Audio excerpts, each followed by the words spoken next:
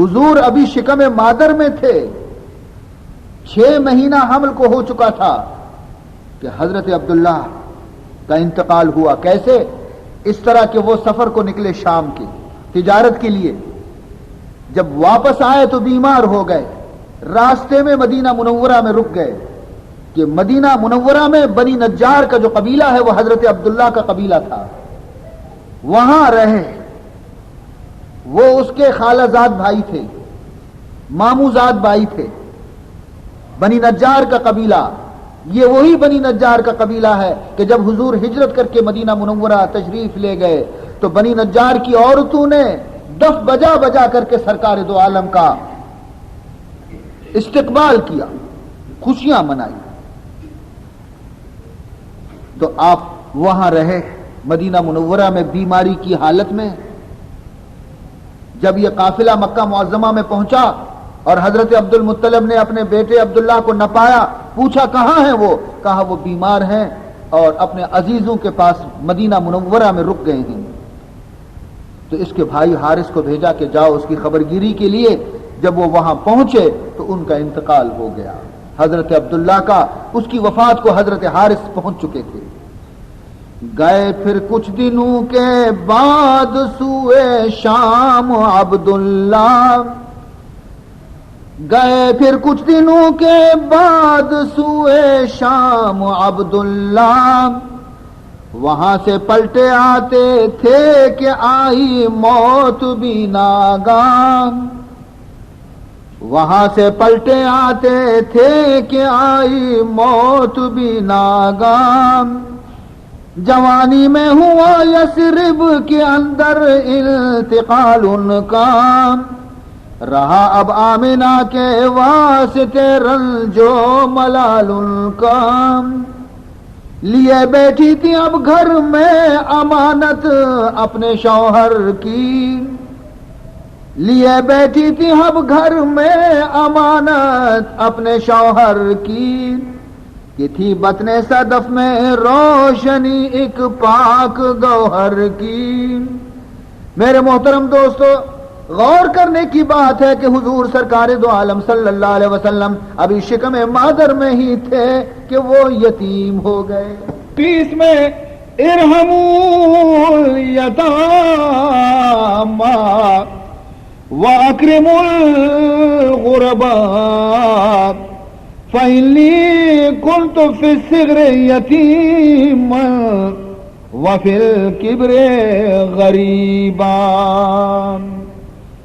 حضور فرماتے ہیں میری امت ارحم الیتاما، کسی یتیم بچے کو دیکھو تو اس پہ ترس کھاؤ، کسی یتیم بچے کو اگر دیکھو تو اس پر رحم کرو، اس پہ ترس کھاؤ۔ وَأَكْرِمُوا الْغُرَبَاءَ، اگر تم اپنے ملک میں اپنے شہر میں کسی پردیسی کو دیکھو، کسی مسافر کو دیکھو تو اس کا احترام کرو، اس کی عزت کرو، اس کی مہمان نوازی کرو۔ کیوں؟ یتیم پر دست شفقت کیوں پھیرو؟ مسافروں کا احترام کیوں کرو؟ اس لیے فَإِنِّي كُنْتُ فِي الصِّغْرِ يَتِيمًا،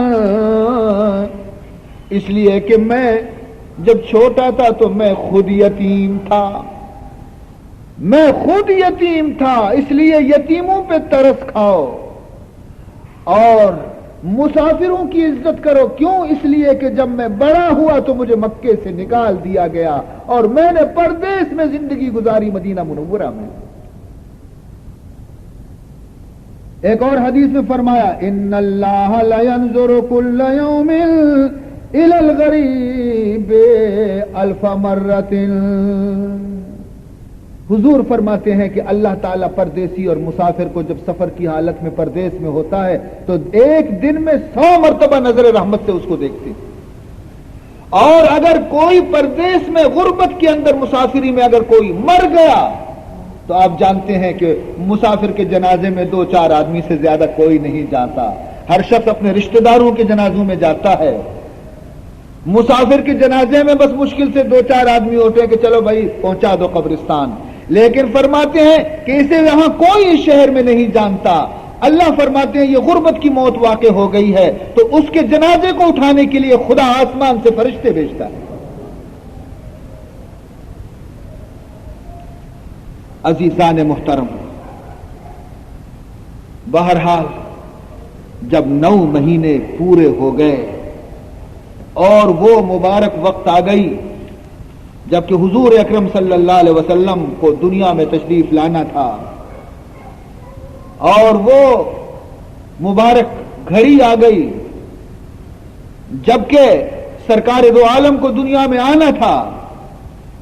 خود بیان کرتی ہیں حضرت آمنہ کہ جب وہ گھڑی آ گئی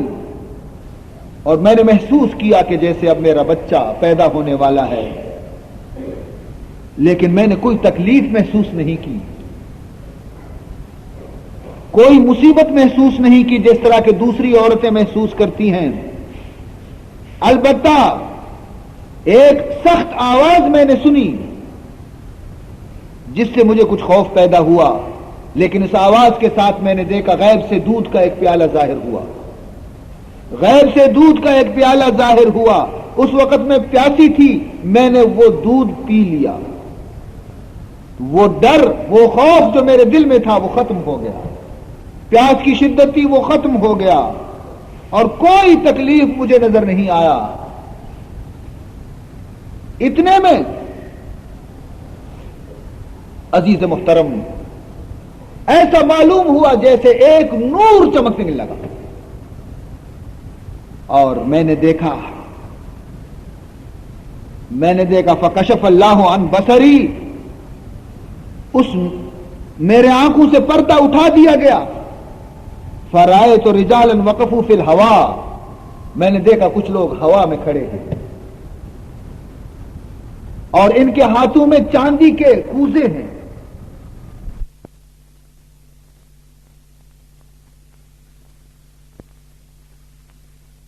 آج دنیا میں وہ گل رو بے نقابان کو ہے، کہہ کے تاہا اور مزمل حق پکارے گا جسے، آج دنیا میں وہی والا خطابان کو ہے۔ عرش اعظم پر جو پہلے جائے گا نالین کو، عرش اعظم پر جو پہنے جائے گا نالین کو، آج دنیا میں وہی گردوں جنابان کو ہے، آج دنیا میں وہی گردوں جنابان کو ہے۔ عزیزان محترم، حضرت آمنہ فرماتی ہیں لما فصل منی خرج معہ نور، جب میرے پیارے بیٹے مجھ سے الگ ہو کے زمین پہ آ گئے، وہ کیا ہے جیسے میں نے دیکھا کہ ایک نور گویا دنیا میں چمکنے لگی۔ اذاما بین المشرق والمغرب، جس نے مشرق اور مغرب کو روشن کر دیا۔ ورأیت قصور الشام والبصرہ، اور میں نے شام اور بصرہ کے محلوں کو میں نے اپنی آنکھوں سے مکے میں دیکھا۔ عزیزان محترم، اور حضور کس حالت میں تھے؟ میں نے جب اپنے پیارے بیٹے کو دیکھا کس حالت میں تھے؟ میں نے دیکھا نظر تو الیہ فاذا ہوا ساجد، میں نے اپنے پیارے بیٹے کو دیکھا جو وہ سجدے میں تھے، پیارے محمد سجدے میں تھے۔ ہوا پہلے سجدے میں سر نگو، کہا پھر بتوں سے میں پاک ہوں، کہا پہلے سجدے میں سر نگو، حضور یہاں سجدے میں پڑے ہیں، وہاں کعبۃ اللہ جھک گئے، اللہ کا گھر جھک گئے، جیسے اللہ کا گھر سجدہ کر رہے ہیں، خوشی میں جھوم رہا ہے بیت اللہ کہ اب میں بتوں سے پاک ہو جاؤں گا۔ ہوا پہلے سجدے میں سر نگو، کہا پھر بتوں سے میں پاک ہوں، کہا شکر کیا شکر کعبے نے برملا، تمہیں یاد ہو کہ نہ یاد ہو، کیا شکر کعبے نے برملا، تمہیں یاد ہو کہ نہ یاد ہو، ہوئے جلوہ گر جو رسول حق، تو دکھائے آپ کو سب طبق، پیسے لے گئے جا بجا، تمہیں یاد ہو کہ نہ یاد ہو، پیسے لے گئے جا بجا، تمہیں یاد ہو کہ نہ یاد ہو، ہوا قصر کسرا کا منکسر، ہوئے 14 کنگورے منتشر، جو تھا تخت اس کا الٹ گیا، تمہیں یاد ہو کہ نہ یاد ہو۔ جس رات حضور اکرم صلی اللہ علیہ وسلم پیدا ہو گئے، عزیزان محترم، کسرا جو ہے جس کے محل میں کنگرے لگے ہوئے تھے، 14 کنگرے گر کر کے زمین پہ چور چور ہو گئے، اور اس کا جو تخت تھا وہ الٹ گیا۔ ہاں، دنیا کو بتا دیا اللہ تعالیٰ نے کہ اب وہ ذات آئے ہیں کہ جو نور اسلام کو پھیلائیں گے، بت پرستی اب دنیا میں نہیں رہے گی۔ جو 1000 سال کی آگ تھی وہ مجوسیوں کی جلی ہوئی، جو 1000 سالوں کی آگ تھی جو مجوسیوں کی جلی ہوئی، وہی بجھ کے ڈھیر تا خاک تھا، تمہیں یاد ہو کہ نہ یاد ہو۔ مجوسیوں کے جو خدا تھا آگ، وہ 1000 برس سے دن رات جل رہی تھی وہ آگ، کیونکہ وہ ان کا خدا تھا، ان کا محبوب، ان کا معبود تھا، اس کی پرستش کرنے والے تھے۔ لیکن جس رات سرکار پیدا ہوئے، وہ 1000 برس جلنے والی آگ وہ یک لخت بجھ گئی، بجھ کے خاکستر ہو گئی، ختم ہو گئی۔ تو عزیزان محترم، یہ ہے شب ولادت جناب سرکار دو عالم صلی اللہ علیہ وسلم۔ اور حضرت آمنہ فرماتی ہیں کہ میں نے ایسا حسین بچہ نہیں دیکھا۔ فرماتی ہیں کہ جب میرا بیٹا پیدا ہوا، فرأیت سحابۃ بیضاء، میں نے ایک سفید بادل کو دیکھا، قد اقبلت من السماء، آسمان سے وہ بادل نیچے اترا، حتی غشیت ہو، یہاں تک کہ اس بادل نے میرے بیٹے کو ڈھانپ لیا، محمد کو ڈھانپ لیا، فغیبت عنی، وہ بیٹا میری آنکھوں سے غائب ہو گیا، ثم سمعت منادیا ینادی، پھر میرے کان میں ایک آواز دینے والے کی آواز آئی، طوفوا به مشارق الارض ومغاربها، لے جاؤ اس خدا کے محبوب کو مشرق اور مغرب کی سیر کرا دو، لیعرفوہ باسمہ ونعتہ وصورتہ، تاکہ دنیا والے اس کو پہچانیں کہ اس کا نام کیا ہے، اس کی صورت کیا ہے، اس کی صفت کیا ہے۔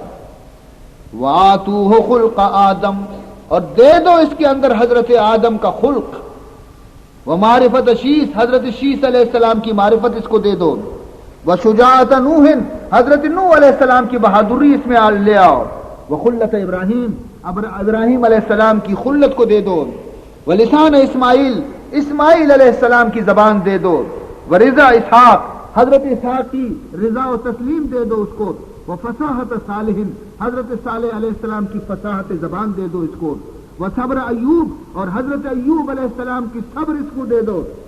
وبشرا یعقوب، یعقوب علیہ السلام کی بشارت اس کو دے دو، وعصمت یحییٰ، یحییٰ علیہ السلام کی پاک دامنی اس کو دے دو، اور فرماتے ہیں وَاغْمِسُوهُ فِي أَخْلَاقِ الْأَنْبِيَاء، نبیوں کی جتنے نیک عادتیں ہیں ان نیک عادتوں کے دریا میں اس کو ڈبکی دے کے نکالو۔ اس کے بعد وہ بدلی غائب ہو گئی، اور میں نے دیکھا کہ میرا پیارا بیٹا میرے سامنے ہے، اور اس کے چہرے پر نظر نہیں جمتی، اس قدر چمک رہا ہے چاند سا چہرہ محمد مصطفیٰ صلی اللہ علیہ وسلم کا۔ حسن یوسف دم عیسیٰ ید بیزانداری حسن یوسف دم عیسیٰ ید بیزانداری آنچ خوباں ہم دارند تو تنہا داری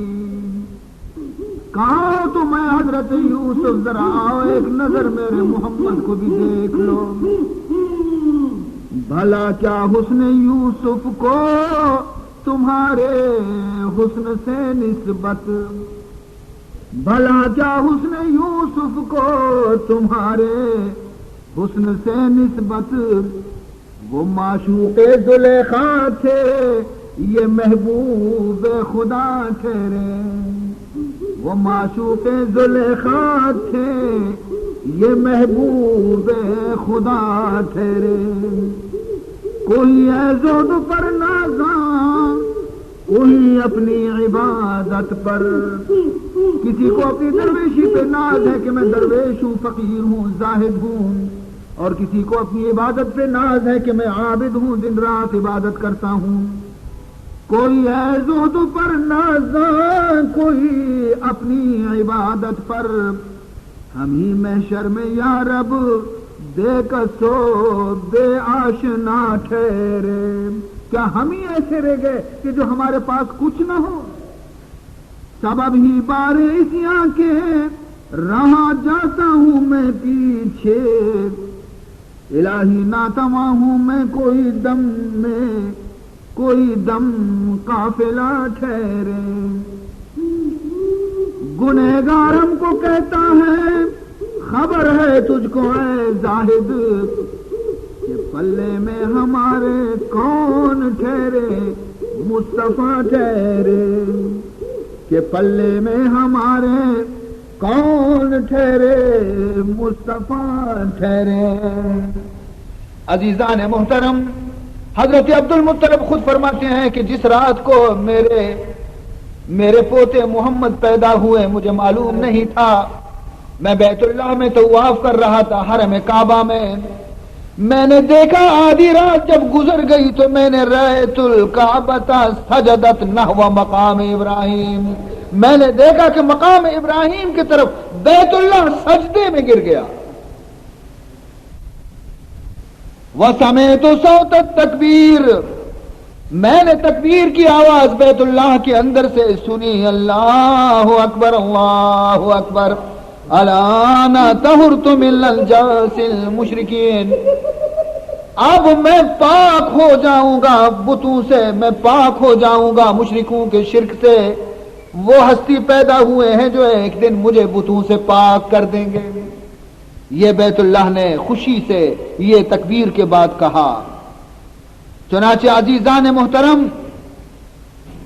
قرآن پاک کی آیت میں اللہ نے اعلان فرما دیا انما المشرکون نجس فلا يقربوا المسجد الحرام بعد عامهم هذا اعلان کیا اللہ تعالیٰ نے قرآن مقدس میں اعلان فرمایا اللہ تعالیٰ نے کلام پاک میں انما المشرکون نجس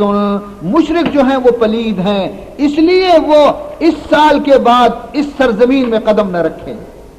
پاک کر دیا اللہ تعالیٰ نے بیت اللہ کو حرمین شریفین کو مشرکین کے گندے قدموں سے اور بتوں سے پاک کر دیا عزیزان محترم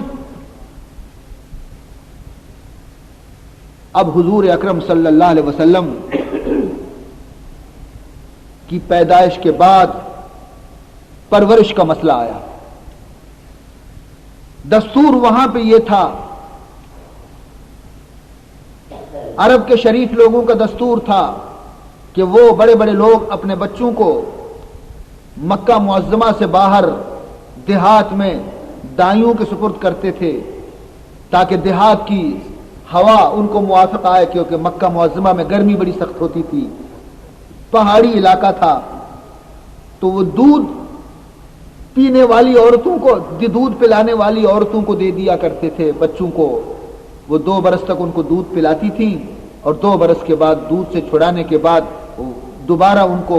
مکے میں لا کر اپنا معاوضہ لیتی تھی۔ جس سال حضور اکرم صلی اللہ علیہ وسلم پیدا ہوئے، حسب دستور اس سال بھی اطراف و نواحی کی عورتیں، دائیاں، دودھ پلانے والی عورتیں مکہ معظمہ میں آئیں تاکہ اچھے اچھے خاندان کے لڑکوں کو، بچوں کو دودھ پلانے کے لیے حاصل کریں۔ اب جبکہ یہ وہاں سے اپنے اپنے گاؤں سے نکلی تو وہاں جتنی سواریاں تھیں سب کی سب تیز سواریوں پہ آئیں۔ ایک خاتون تھی حضرت حلیمہ، جس کی سواری بھی لاغر، اونٹنی بھی لاغر، دودھ کا نام و نشان نہیں، خود ایک بچہ اس کو دودھ پلا رہی تھی، اس بچے کے لیے بھی دودھ کا انتظام نہیں، ماں کی چھاتی میں اتنا دودھ نہیں، بچہ بھوک سے رو رہا ہے۔ وہ اب آ رہے ہیں تو سب سے پیچھے، سواری اتنی کمزور ہے جو چل نہیں سکتی، اور دوسرے جتنے تھی عورتیں وہ سب پہلے پہنچ گئیں مکے میں، اور بڑے بڑے سرمایہ دار اور پیسے والوں کے بچوں کو قبضہ کر لیا۔ لیکن میرے محمد کو کسی نے قبول نہیں کیا کہ یہ یتیم بچہ ہے، اس کو ہم لے جا کے پرورش کریں تو ہمیں کچھ ملے گا نہیں۔ جب حضرت حلیمہ سب سے آخر میں آئیں، پورے مکے میں چکر لگا کے بڑے بڑے لوگوں کے بچوں کو جا کے ٹٹولا تو وہ سارے بچے دیے جا چکے تھے۔ یہی کہا گیا کہ ایک بچہ ہے عبد المطلب کے گھر میں،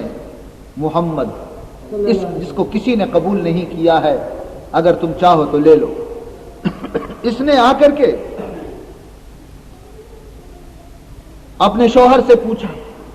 کہ کیا خیال ہے تیرا، بچے تو سب یہ لے گئے، ایک یتیم بچہ ہے جس کو کسی نے قبول نہیں کیا ہے، اب اگر تم اجازت دو تو اس یتیم بچے کو لے آؤں، خالی جانے سے فائدہ نہیں۔ تو ان کے شوہر نے کہا ٹھیک ہے، خالی واپس جانا بیکار ہے، اسی کو لے آؤ، شاید خدا اسی میں بہتری کر دے۔ چنانچہ حضرت حلیمہ آئیں عبد المطلب کے پاس۔ حضرت عبد المطلب بھی بیچارے کھڑے تھے کہ کوئی دودھ والی پلانے والی عورت مل جائے۔ حلیمہ کو دیکھا تو پوچھا من انت، تو کون ہے؟ حلیمہ کہتی ہے کہ میں نے کہا انا امرأۃ من بنی سعد، میں بنی سعد کے قبیلے کی ایک عورت ہوں۔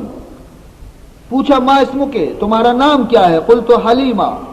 میرا نام میں نے کہا حلیمہ ہے۔ عبد المطلب جو ہے وہ مسکرانے لگے اور کہا بخ بخ سعد و حلم، مبارک ہو،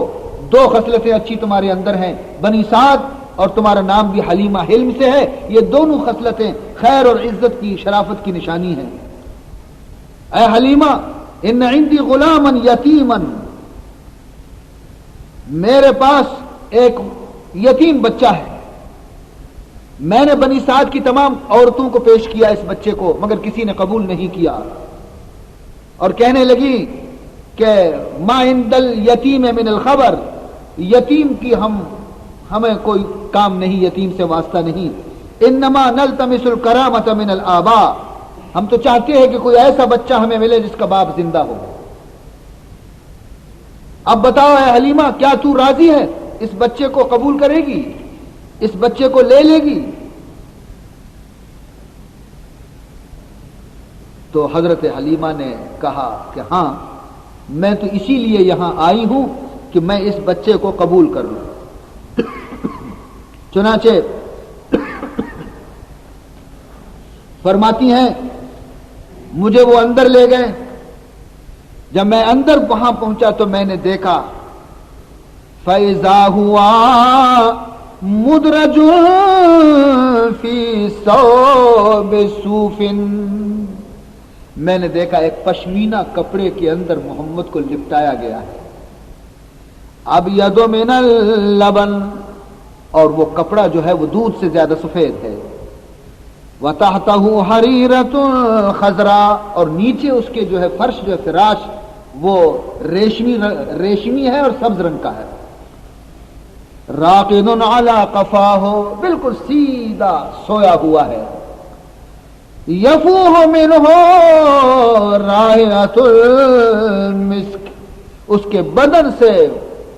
مشک اور عنبر کی خوشبو نکل رہی تھی. میں آئی مگر اس کے روگ کی وجہ سے میں اسے بیدار نہ کر سکی. اس کے حسن کو میں نے دیکھا، اس کے جمال کو میں نے دیکھا، اس کی خوبصورتی کو میں نے دیکھا، میں روگ کی وجہ سے بیدار نہ کر سکی. آہستہ آہستہ میں نے اپنا ہاتھ ان کے سینے مبارک پہ رکھا، اس نے آنکھیں کھولی، آنکھوں میں سے نور نکلنے لگا. مجھے دیکھا تو تبسم فرمایا، مسکرایا، اور اتنی نور کی شعاعیں نکلی آنکھوں میں سے کہ میں کیا کہوں. اس کے بعد میں نے اسے گود میں لیا اور میں چلی آئی اپنی منزل پہ، اسی مکہ معظمہ میں جہاں ہم ٹھہرے ہوئے تھے. اب میں نے بسم اللہ کر کے اس کو دودھ پلانا شروع کیا تو میرا دودھ خشک ہو چکا تھا. اتنا کم دودھ تھا کہ میرا اپنا بیٹا اس سے سیراب نہیں ہوتا تھا. میں نے جب اسے دودھ پلانے کے لیے گود میں کیا اور اس نے دودھ پینا شروع کیا تو ایسا معلوم ہوا جیسے غیب سے کوئی دودھ کا چشمہ جاری ہوا. دائیں پستان کو اس نے خوب اچھی طرح سے دودھ پی لیا. پھر میں نے عادت کے مطابق دوسرے بائیں پستان کی طرف اس کو رکھا تو اس نے انکار کیا، گویا بتا دیا کہ میں انصاف کرنے کے لیے آیا ہوں، دایاں پستان میرا ہے، بایاں پستان میرے بھائی کا ہے، اسے پلا دو. کیونکہ حضرت حلیمہ کو بھی ایک بیٹا تھا تو فرماتی ہیں کہ میں نے اپنے بیٹے کو دوسرے پستان سے دودھ پلایا، وہ بھی سیر ہو کے سو گئے، اور اس سے پہلے میرا بیٹا کبھی سیر نہیں ہوا تھا. اب ہم خود بھوکے تھے تو ہماری جو اونٹنی تھی تو میرے شوہر نے کہا چلو اونٹنی میں سے دودھ نکالیں. تو اونٹنی کو جو دھویا اس نے تو اونٹنی میں سے اتنا دودھ نکلا کہ ہم حیران ہو گئے. میں نے بھی پیا، میرے شوہر نے پیا، ہم سیراب ہو گئے. تو ہم آپس میں کہنے لگے کہ ہاں یہ اسی مبارک بچے کا صدقہ ہے کہ ہمیں یہ برکت ابھی سے اللہ تعالیٰ نے نصیب کیا. عزیزان محترم، پھر سفر کی تیاری ہوئی گھر جانے کے لیے. اب جو ہم سوار ہوئے اپنی اپنی سواریوں پر، اب جو ہم نکلے تو سب سے آگے میری اونٹنی تھی. اتنی تیز دوڑتی تھی وہ اونٹنی کی ساری اونٹنیاں پیچھے چھوڑ گئی. یہ ساری عورتیں مجھ سے پوچھنے لگیں کہ حلیمہ تمہاری سواری بدل گئی ہے، وہی ہے؟ میں نے کہا وہی ہے. کہا پہلے تو سب سے پیچھے رہتی تھی اونٹنی، یہ سب سے آگے کیسے؟ میں نے کہا اس یتیم کی برکت ہے، جس کو تم نے قبول نہیں کیا،